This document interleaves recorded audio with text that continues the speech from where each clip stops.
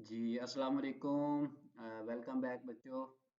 हमारी lecture series जो है वो क्लास 9th के अंदर जारी है, जिसमें हम लोग आज की इस क्लास के अंदर रिव्यू एक्सरसाइज 15 के क्वेश्चन नंबर 4, 6 और 5 को सॉल्व करेंगे। तो इस बात से कंफ्यूज नहीं होना कि सर ये 4, 5 और 6 का क्या कॉम्बिनेशन है।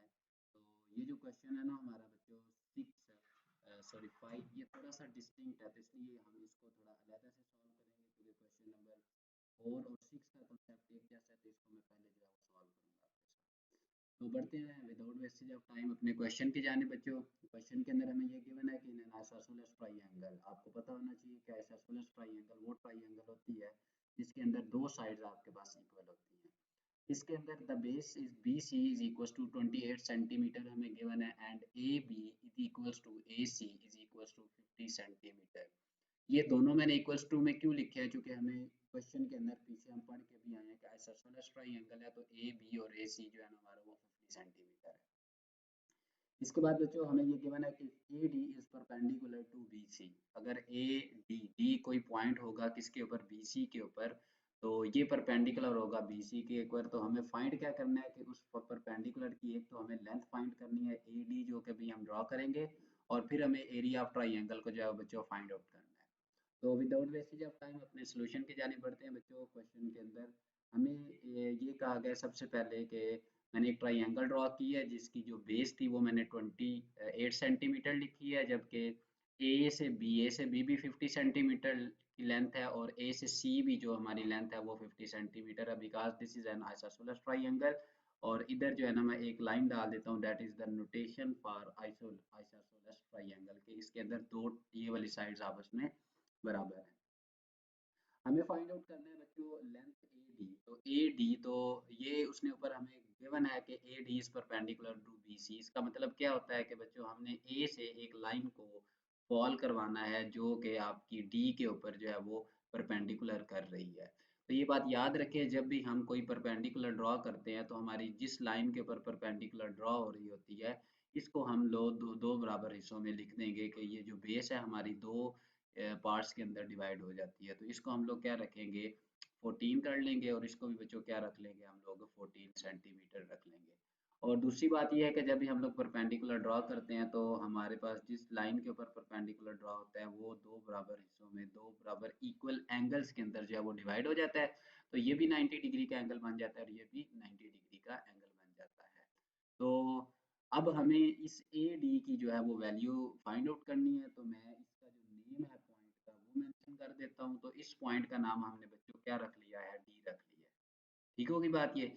अब हमें दिख रहा है कि ये जो ए डी और सी ये एक आपके पास राइट एंगल ट्राइंगल बन रही है। इसी तरह ए डी और बी जो है ना ये भी आपके पास बच्चों क्या बन रही है, राइट एंगल ट्राइंगल जो है वो बन रही है। ठीक होगी बात ये।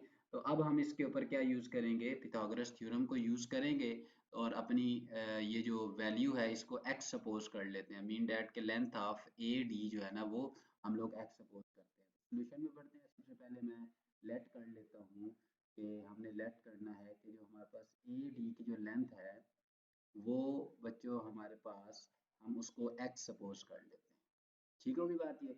अब हम पिथागोरस थ्योरम अप्लाई करेंगे, तो लिख लेते हैं from right angled right right angled triangle A D and C। Right angle triangle के अंदर हमने पढ़ा था कि हाइपोटेनियस का स्क्वायर जो है वो हमारे पास इक्वल होता है बच्चों बेस के स्क्वायर के, और इसके बाद ये इक्वल किसके होता है, सॉरी प्लस प्लस हम लोग डालेंगे इसके अंदर परपेंडिकुलर का स्क्वायर। ये पिथागोरस थ्योरम हमने प्रीवियस वीडियो के अंदर बड़े अच्छे तरीके से एक्सप्लेन किया था। अगर आपको इस बात की समझ नहीं आई तो आपसे रिक्वेस्ट है कि पिछले लेक्चर के ऊपर जाएं, उसको अच्छे तरीके से समझें, देन आपको ये क्वेश्चन बहुत अच्छे तरीके से समझ आएगा। ठीक है जी। तो हमारे पास ए डी और सी राइट एंगल ट्राइंगल है, तो 90 डिग्री के सामने हमें पता है कि हाइपोटेनियस होता है, और ये आपकी बेस बन जाएगी बच्चों, और ये आपका क्या है, परपेंडिकुलर। तो वैल्यूज को पुट करते हैं। तो हमारे पास हाइपोटेनियस 50 गिवन है, मैं इधर वैल्यू पुट करता हूँ तो मेरे पास क्या आ जाएगा बच्चों 50 का होल स्क्वायर आ जाएगा इज इक्वल्स टू बेस आपकी बच्चों कितनी है 14, तो मैं इधर क्या पुट कर देता हूँ 14 का होल स्क्वायर पुट कर दूंगा प्लस हमें परपेंडिकुलर फाइंड आउट करना है। तो परपेंडिकुलर के अंदर ए डी था, तो ए डी की जो लेंथ हमने रखी हुई है, सॉरी हाँ परपेंडिकुलर हमें फाइंड आउट करना है, तो ये हम लोग लिख देते हैं कि इधर x का क्या आ जाएगा आपके पास स्क्वायर आ जाएगा। ठीक है, तो ये थोड़े से आपने स्पेलिंग को ठीक कर लेना है। तो ये परपेंडिकुलर के स्पेलिंग है, थोड़ा सा मैंने मिस्टेकली इधर PHY लिख दिया, तो that is not a big issue. इसको हम लोग चेंज कर देते हैं, तो ये आपका परपेंडिकुलर का नोटेशन हो जाएगा। ठीक है, अब बच्चों आपको पता है कि हम 50 का जब स्क्वायर लेंगे तो ये आपके पास बन जाता है 2500 आ जाएगा प्यारे बच्चों। और 2500 के बाद इज इक्वल्स टू जब आप लोग 14 का स्क्वायर लेंगे, तो मैं कैलकुलेटर के ऊपर 14 का स्क्वायर लेता हूँ, तो मेरे पास 14 का स्क्वायर आ रहा है इधर जी 196 आ जाएगा बच्चों, प्लस आ जाएगा आपके पास क्या आएगा x का स्क्वायर आ जाएगा। ठीक है, इसको सिंप्लीफाई करते हैं, तो ये 2500 196 इस जगह के ऊपर आके बच्चों क्या हो जाएगा 196 माइनस हो जाएगा इज इक्वल्स टू क्या आ जाएगा आपके पास x का स्क्वायर। दिस सिंप्लाइज दैट अगर मैं इन दोनों को सब्ट्रैक्ट करके दिखाता हूँ आपको, तो ये आपके पास वैल्यू जो बन रही है मेरे पास कैलकुलेटर के ऊपर, ये 2304 आ रही है। ठीक है, x की वैल्यू जो है ना ये 23 के मीन डैट के x की value x square is equals to आ जाएगा हमारे पास 2304 के इक्वल। अब हमें पता है कि हमें इसको सॉल्व करने के लिए स्क्वायर रूट लेना पड़ता है, तो स्क्वायर रूट लेंगे तो हमारे पास इन दोनों के ऊपर आपने लिखना है कि taking square root on both side, तो आपके पास बच्चों x की वैल्यू जो है वो आपके पास आ जाएगी 48 के इक्वल। ठीक है, मैंने इसको कैलकुलेटर के ऊपर स्क्वायर रूट ऑफ 2304 लिखा है, तो डैट इज द 48 है। अब जेन में सवाल आ रहा होगा आपके कि सर जब हम स्क्वायर रूट लेते हैं तो हम तो एक पॉजिटिव और नेगेटिव का साइन भी डालते हैं, तो बच्चों इसमें कंफ्यूज होने की बिल्कुल भी ज़रूरत नहीं है, चूंकि ये हम लेंथ फाइंड आउट कर रहे हैं और लेंथ ट्राइंगल के अंदर कभी भी नेगेटिव अज्यूम नहीं हो सकती। ठीक है, तो ये कॉन्सेप्ट था। अभी हमने किसकी वैल्यू फाइंड आउट की है बच्चों, ए डी की वैल्यू हमारे पास जो है वो आई है किसके इक्वल, एक्स के इक्वल, चूंकि सिंस हमारे पास हमने ऊपर लिखा हुआ था कि ए डी की जो लेंथ है उसको हमने बच्चों क्या सपोज किया हुआ था एक्स के इक्वल, तो ये आपके पास जो है लेंथ ऑफ ट्राइंगल आ गई है। ठीक है, अब जेन में ये भी सवाल आ रहा होगा कि सर हम ये लेंथ क्यों फाइंड एक्चुअली करते हैं, तो बच्चों याद रखें किसी भी ट्राइंगल के अंदर जो लेंथ होती है वो परपेंडिकुलर ड्रॉ करने से मिलती है। ये जो होती है ये एक्चुअल हाइट नहीं होती, इसको हम लोग स्लैनेट हाइट बोलते हैं। किसी भी जो कर्व पाथ कर्व सी बनी होती है ना, टेढ़ी थोड़ी सी स्लोपिक टाइप की बनी होती है, तो इसको हम लोग एक्चुअली स्लैनेट हाइट ज्योमेट्री के अंदर बोलते हैं। और ये जो आपकी है ना वो एक्चुअल हाइट है। तो चूंकि एरिया हमें फाइंड आउट करना है, नेक्स्ट हमारे पास जो पार्ट नंबर 2 है इसके अंदर हमें पूछा गया है find the area of triangle ABC। तो एरिया फाइंड आउट करना है, तो उसके लिए हमें एक्चुअली हाइट चाहिए थी, चूंकि बेस तो हमें टोटली गिवन थी। तो अब बढ़ते हैं हम लोग अपना एरिया फाइंड आउट कर लेते हैं। तो हम थोड़ा सा पेज को ऊपर करते हैं बच्चों और फिर अपना नेक्स्ट जो है वो क्वेश्चन सॉल्व करते हैं। ठीक है, तो हाँ जी ये मैंने पेज को ऊपर कर लिया। अब हमें पार्ट नंबर 2 के अंदर बच्चों जो फाइंड आउट करना है वो है एरिया ऑफ ट्राइंगल। तो एरिया ऑफ ट्राइंगल की तरफ बढ़ते हैं, पार्ट नंबर 2 लिख लेते हैं इधर जी। हमें किसका फाइंड आउट करना है, एरिया ऑफ ट्राइंगल ABC। तो हमें पता है कि एरिया ऑफ ट्राइंगल जो है उसका जो फार्मूला होता है वो होता है एरिया के लिए हम यूज करते हैं 1/2 इंटू बेस क्रॉस हाइट। ठीक होगी बात बेटा। तो हम देख लेते हैं कि 1/2 के अंदर हमारे पास जो जो बेस है ये BC गिवन थी, ये इधर पुट कर देते हैं और मल्टीप्लाई AD हमारी क्या है बच्चों हाइट है। बिल्कुल भी आपने, मैं दोबारा से बता रहा हूँ कि कंफ्यूज नहीं होना कि सर हम AC हाइट क्यों नहीं पुट कर रहे बच्चों, से AC स्लैनेट हाइट है। हमें एक्चुअल हाइट फाइंड आउट करने के लिए किसी भी ज्योमेट्रिकल शेप के अंदर परपेंडिकुलर ड्रॉ करना पड़ता है, मतलब जब तक वो 90 डिग्री का एंगल नहीं बनता। तो सिंप्लीफाई कर लेते हैं इसको, 1/2 को बिल्कुल सेम एज इट इज रखेंगे बच्चों। BC की वैल्यू हमें गिवन है 28, तो मैं इधर 28 पुट करने जा रहा हूँ और मल्टीप्लाई बाय AD हमने बच्चों अभी बिल्कुल ऊपर फाइंड आउट करा है कि वो क्या है आपके पास 48 है।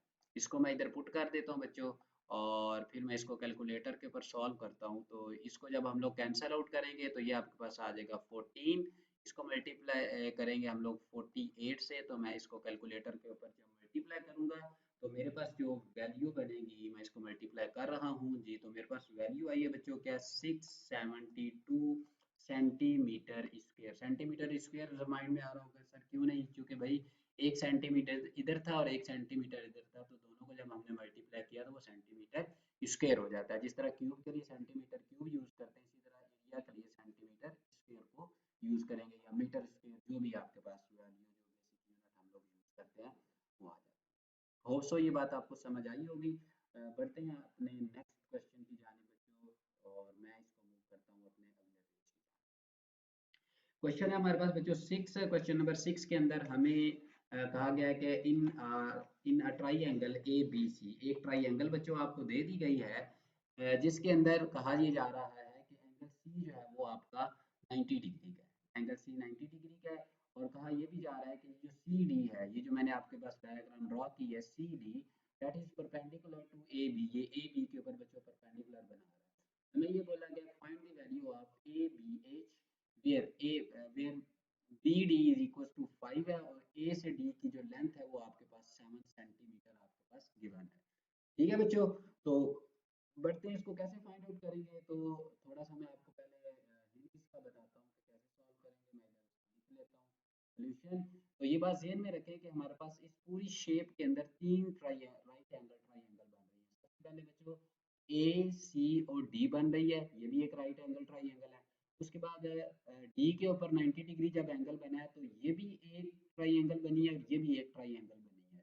ठीक है, ये बिल्कुल जो फर्स्ट थ्योरम था जिसमें हमने परपेंडिकुलर ड्रॉ करके दो ट्राइंगल को अलग-अलग से स्प्लिट किया था और उसके ऊपर सिमिलर की कंडीशन लगाई थी, उसी को हम लोग यूज करते हुए इधर भी सॉल्व करेंगे। तो हम इधर राइट एंगल ट्राइंगल का कंसेप्ट यूज करेंगे और अपनी वैल्यूज को फाइंड करने के लिए आगे बढ़ेंगे। तो चलते हैं। सबसे पहले बेटा आपको दिख रहा है कि ये जो ट्राइंगल है ए सी और बी, इसके ऊपर मैं पिथागोरस थ्योरम अप्लाई कर रहा हूँ। तो मैं लिख लेता हूँ from right angle triangle a c and b. तो ए सी एंड बी के अंदर सबसे पहले ये देखें, ये जो पूरी लेंथ है बेटा ए से सी, ये हमारी कितनी बनेगी। अगर मैं इन दोनों पार्ट्स को सब प्लस करूं तो ये मेरे पास क्या बनेगा, 12। क्या बन जाएगा आपके पास, 12 बन जाएगा। तो ये आपका पता है कि ये 90 डिग्री है, 90 डिग्री के सामने हाइपोटेनियस होता है और उसके सामने परपेंडिकुलर, परपेंडिकुलर के सामने बेस होती है। तो वही हम रूल यूज करेंगे, Pythagoras theorem, that is the hypotenuse square is equals to किसके होते हैं आपके पास, बेस स्क्वायर के, और प्लस बच्चों क्या आ जाएगा आपके पास, परपेंडिकुलर का स्क्वायर आ जाएगा। ठीक होगी बात ये। तो हाइपोटेनियस है आपके पास बच्चों 12, तो मैं पुट कर देता हूँ 12 का square that is the hypotenuse is equals to base. Base के अंदर आपके पास ए सी बेस है, और ए सी की जो लेंथ है वो आपके पास क्या है, बी है। हमने उसको बी अज्यूम किया हुआ, तो इधर बच्चों मैं पुट कर दूंगा बी का स्क्वायर प्लस परपेंडिकुलर आपका क्या है, बी सी। तो परपेंडिकुलर की वैल्यू आपके पास क्या है, तो हम इधर क्या लिख देते हैं, ए स्क्वायर। ठीक है, इसको सिंपलीफाई करते हैं तो ये बनेगा 144 is equals to b square plus क्या आ जाएगा बच्चों, ए का स्क्वायर आ जाएगा, और इसको मैं इक्वेशन नंबर 1 रखूंगा। ठीक है, ये क्यों रखेंगे, क्योंकि हमने बाकी भी दो ट्राइंगल से भी इक्वेशनें बनानी है और उनको हम साइमल्टेनियसली सॉल्व करेंगे। तो फिर से अगेन लिखते हैं हम लोग from right angle from right angled triangle। अब किसके ऊपर मूव कर रहे हैं हम लोग बच्चों, सी डी और ए के ऊपर। सी डी और ए, डी के ऊपर 90 डिग्री बन रहा है, 90 डिग्री के सामने हमें पता है हाइपोटेनियस होता है, इसका मतलब है अब हमारा बी हाइपोटेनियस है। क्या हाइपोटेनियस है, बी, और हमारा परपेंडिकुलर एच, और हमारी बेस क्या हो गई है, 7 हो गई है। तो फ्रॉम राइट एंगल ट्राइंगल हम लिख लेते हैं ए डी और सी। ठीक है, तो हमारे पास क्या कंडीशन है बच्चों, हाइपोटेनियस का स्क्वायर इज इक्वल्स टू होता है किसके, बेस के स्क्वायर के, प्लस क्या आएगा बच्चों आपके पास, परपेंडिकुलर का स्क्वायर आ जाएगा। ठीक है, तो हाइपोटेनियस क्या है आपका बच्चों, बी का स्क्वायर आ जाएगा, वैल्यूज पुट कर रहे हैं, इज इक्वल्स टू, इसको बी का होल स्क्वायर लिख देते हैं, और बेस आपकी बच्चों क्या है, 7। 7 की वैल्यू पुट की हमने, तो ये आ गया आपके पास 7 स्क्वायर प्लस परपेंडिकुलर हमें देखना है। तो परपेंडिकुलर देखें ज़रा, हम इस ट्राइंगल को जब यूज़ कर रहे हैं तो हमारे पास परपेंडिकुलर क्या है बच्चों, डी सी। डी सी क्या है, वैल्यू एच, तो इधर हम लोग एच की वैल्यू पुट कर देते हैं। इसको बच्चों सिंप्लीफाई करेंगे तो हमारे पास वैल्यू आ जाती है बच्चों, बी का square is equals to 49 plus h का स्क्वायर आ जाएगा। ठीक है, तो क्वेश्चन को फर्दर सॉल्व करने के लिए आपको पता है कि हमें थोड़ा सा पेज को मूव करना पड़ेगा, तो पेज को मैंने कर लिया है मूव। अब हम अपनी रिमेनिंग वैल्यू को फाइंड आउट करते हैं और इनको फिर हम इक्वेशंस को क्या करेंगे बच्चों, सिंप्लीफाई। तो जिस तरह हमारे पास फर्स्ट इक्वेशन आई थी, इसी तरह हमारे पास एक और इक्वेशन जो है वो गेट हो चुकी है। इस इक्वेशन का नाम बच्चों मैं रख लेता हूँ, क्या बोला, इस इक्वेशन का नाम रखते हैं हम लोग इक्वेशन नंबर 2। ठीक है, अब हम चलते हैं फिर से बाकी ट्राइंगल के ऊपर। तो आपको थोड़ा सा मैं नीचे करता हूँ ट्राइंगल, ताकि आपको दिखने में प्रॉब्लम क्रिएट ना हो। तो ये बेटा आपकी ट्राइंगल है। अब हम इसके अंदर क्या करेंगे कि अपनी जो तीसरी है उसके अंदर राइट एंगल ट्राइंगल वाली कंडीशन उसको यूज कर लेते हैं। तो गिवन है जी आपके पास ये जो ऊपर ट्राइंगल गिवन है, इसके अंदर अब सी डी और बी के ऊपर पिथागोरस थ्योरम लगाएंगे। तो मैं लिखता हूँ क्या, फ्रॉम राइट एंगल ट्राइंगल क्या यूज करेंगे, सी डी और बी। तो अब देखें ये 90 डिग्री है, इस 90 डिग्री के सामने आपका क्या है बच्चों, हाइपोटेनियस। तो हाइपोटेनियस हमारा ए हो जाएगा और बेस हमारी अब की बार क्या होगी 5, और परपेंडिकुलर हमारा बच्चों क्या हो जाएगा एच। तो हम यूज करते हैं हाइपोटेनियस का square which is equals to base square plus perpendicular का स्क्वायर। ठीक होगी बात ये। तो हम हाइपोटेनियस की वैल्यू पुट करते हैं, तो हाइपोटेनियस आपका बच्चों ए का स्क्वायर है इज इक्वल्स टू बेस आपकी क्या है बच्चों 5 है, तो मैंने इधर रख दिया 5। ऊपर क्या डाल देंगे हम लोग बच्चों, स्क्वायर डाल देंगे, और प्लस परपेंडिकुलर क्या है आपका एच, तो एच की वैल्यू हम लोग इधर पुट कर देते हैं। और इसको बच्चों जब आप लोग सिंप्लीफाई करेंगे तो वैल्यू आपकी आ जाएगी A square is equals to 25 plus बच्चों क्या आ जाएगा एच का स्क्वायर, और इस पूरी इक्वेशन को हम क्या रख देते हैं 3। ठीक है, अच्छा जी, अब ये तीन इक्वेशन जो हम लोगों ने गेट की हैं, इक्वेशन नंबर 1, इक्वेशन नंबर जो हमारी 2 थी, और इक्वेशन नंबर 3 थी, हमने बच्चे इसको साइमल्टेनियसली सॉल्व करना है। साइमल्टेनियसली सॉल्व करके हमने अपनी वैल्यूज को क्या करना है, गेट करना है। तो मैं अपनी पेज को अब क्या करूँगा, थोड़ा सा स्क्रॉल करता हूँ और इक्वेशंस को हम लोग बच्चों सॉल्व करने की तरफ बढ़ जाते हैं। ठीक है, तो थोड़ा सा आप देखें कि अगर हमें ए बी एच की वैल्यू फाइंड आउट करनी है, तो मैं ये ए की वैल्यू और बी की वैल्यू, ये जो इक्वेशन नंबर 2 और 3 है, इक्वेशन नंबर 2 और 3 को मैं पुट करूंगा इक्वेशन नंबर 1 के अंदर for the value of H. ठीक है, तो लिख लेते हैं इधर, put equation number 2 and 3 in equation number किस इक्वेशन के अंदर हम लोग पुट करेंगे बच्चों, 1 के अंदर। तो 1 के अंदर पुट करते हैं, तो आपको नजर आ रहा है कि 144 सेम एज इट इज रह जाएगा आपके पास। और b की वैल्यू बच्चों हमारे पास क्या है 49 प्लस एच का स्क्वायर। तो ये मैं पुट कर लेता हूँ 49 प्लस क्या करेंगे एच का स्क्वायर कर देंगे प्लस। अब बच्चों आपके पास आगे क्या आ रहा है, एक स्क्वायर, तो ए स्क्वायर की वैल्यू को ये नंबर 3 के अंदर किसके इक्वल है 25 प्लस एच का स्क्वायर। तो मैं इधर पुट कर देता हूँ 25 प्लस एच का क्या आ जाएगा बच्चों स्क्वायर आ जाएगा। दिस सिंपलाइज दैट, अब आपको पता है कि ये 144 सेम एज इट इज इधर रह जाएगा, और ये माइनस का 49 और माइनस का बच्चों क्या आएगा 25 इज इक्वल्स टू ये वाला एच स्क्वायर और ये वाला एच स्क्वायर क्या बन जाएगा 2h स्क्वायर आपके पास बन जाएगा। ठीक होगी बात ये। तो 144 में से जब मैं ये 49 और -25 करूंगा, तो मैं कैलकुलेटर के ऊपर इसको बच्चों गेट करता हूं, तो ये वैल्यू आपकी बच्चों बनती है क्या भला, इसको माइनस करेंगे तो ये वैल्यू आपके पास बच्चों बन जाती है 35। आप कैलकुलेटर के ऊपर, सॉरी 70 बनेगी वैल्यू आपकी, मैंने इसको कैलकुलेटर पे किया, वो 35 आएगी 2 पे डिवाइड करने के बाद। हम इसको रब कर लेते हैं और वैल्यू लिख लेते हैं। तो बच्चों वैल्यू आपकी क्या बनी है इधर 70 बन जाएगी टोटल, इन तीनों को सब्ट्रैक्ट करने से। इधर से बच्चों आपके पास क्या है 2h स्क्वायर है, दिस सिंपलाइज दैट 2 को इधर जाके डिवाइड करेंगे तो h square is equal to बच्चों क्या आ जाएगा 35। तो इधर से हमारे पास एच की वैल्यू क्या बन जाएगी स्क्वायर रूट ऑफ 35 बन जाएगी। ठीक है जी। अब एच की वैल्यू जो है ना वो हमारे पास गेट हो चुकी है। आप इसको 5 पॉइंट समथिंग 67 भी लिख सकते हैं तो वो भी ठीक है और ये भी वैल्यू आपकी ठीक है। अब हमें एक्चुअली वैल्यू किसकी फाइंड आउट करनी है बच्चों, एच के बाद ए और बी की वैल्यू फाइंड आउट करनी है। क्योंकि हमें, मैं आपको दिखा देता हूँ कि हमें यही पूछा गया था कि आप वैल्यू फाइंड आउट करके दिखाएं किसकी भला, ए बी और एच की। तो हमने एच की वैल्यू गेट कर ली है। अब हम वैल्यू फाइंड आउट कर लेते हैं बच्चों किसकी, बी और ए की। तो पुट कर लेते हैं। इस एच की वैल्यू को मैं 2 में भी पुट करूंगा और इक्वेशन नंबर 3 के अंदर भी पुट करूंगा तो मेरे पास दोनों वैल्यूज जो है वो गेट हो जाएंगे। तो लिख लेते हैं बच्चों, इधर से पुट करते हैं, put H in equation number 2 में भी पुट करेंगे और इक्वेशन नंबर 3 में भी बच्चों इसको पुट करेंगे। तो बारी बारी पुट कर लेते हैं बच्चों।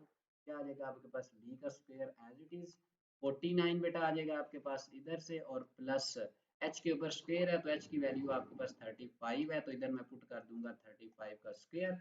ये इसके साथ बच्चों क्या आ जाएगा कैंसिल, तो बी स्क्वायर आ जाएगा, b square is equals to 49 plus क्या आ जाएगा बच्चों 35 आ जाएगा। क्या आ जाएगा 35। जब हम इसको सम अप करेंगे बच्चों तो b square is equals to ये बनता है आपके पास 84 जब आप इनका सम अप करेंगे तो ये बन जाता है 84। तो स्क्वायर रूट लेंगे तो आपके पास बी की वैल्यू स्क्वायर रूट ऑफ 84 बन जाएगी। ये बात क्लियर हुई। आप इसको 9.82 या 12 अप्रोक्सीमेट ये कैलकुलेटर के ऊपर आप लोग वैल्यू चेक कर सकते हैं जो भी आपको पुट करनी है। अब वैल्यू ऑफ ए के लिए हम पुट कर लेते हैं किसके अंदर, इक्वेशन नंबर 3 के अंदर। तो इक्वेशन नंबर 3 के अंदर हमारे पास क्या है जी, ए स्क्वायर, ये आपकी इक्वेशन नंबर 3 है, एच की वैल्यू ये है तो मैं एच की जगह के ऊपर स्क्वायर रूट ऑफ 35 पुट कर लेता हूँ। तो ये आपके पास क्या बनेगा बच्चों 25 प्लस स्क्वायर रूट ऑफ 35 और इसके ऊपर बच्चों क्या डाल देंगे हम लोग होल स्क्वायर, ये स्क्वायर के साथ कैंसिल हो जाएगा। तो A square is equals to 25 plus क्या बन जाएगा 35।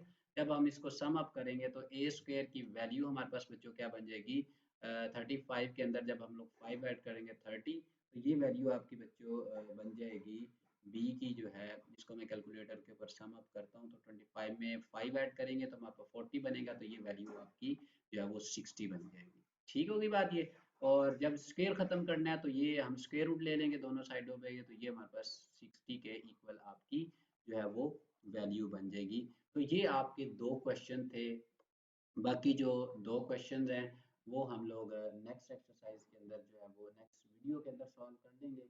तो थोड़ा सा मैं पिछले पेज पे जाता हूँ और एक क्वेश्चन इधर से हम लोग बच्चों क्या करते हैं रब कर देते हैं और फिर अगली ही वीडियो के अंदर हम लोग इंशाल्लाह तबारक व तआला जो बाकी आपका क्वेश्चन एक इस वीडियो के अंदर सॉल्व नहीं कर सका मैं, उसको हम लोग जो है वो सॉल्व करेंगे। और इसको इधर से करते हैं रब कर देते हैं बच्चों। ठीक है, तो ये आज की क्लास थी। इंशाल्लाह ताला नेक्स्ट क्लास के अंदर हम लोग बाकी क्वेश्चंस को सॉल्व करेंगे। अल्लाह हाफिज़।